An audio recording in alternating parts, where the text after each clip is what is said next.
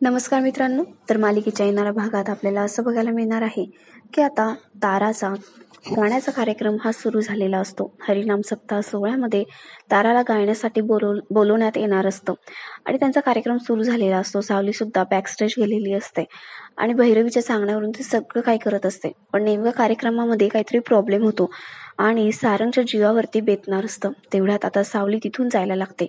पण तिथे येते ती भैरवी आणि म्हणते, सावली, तुला काय सांगितलं होतं लक्षात आहे ना?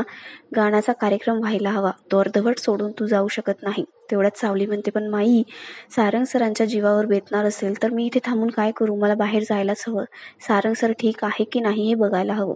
तेवढ्यात भैरवी म्हणते, काही नाही, काही चालणार नाहीये तुझं आणि तू काही करायचं सुद्धा नाहीये आणि कार्यक्रम झाल्याशिवाय इथून हलायचं सुद्धा नाहीये. तिकडे कुणाचा जीव जाऊ दे नाही तर काही येऊ दे, मला फरक पडत नाही, पण माझ्या ताराचा कार्यक्रम व्यवस्थित व्हायला हवा. आणि ती सावलीला दम देऊन तिथून निघून जाते. इकडे सावली विचार करत असते की काय करावं आता.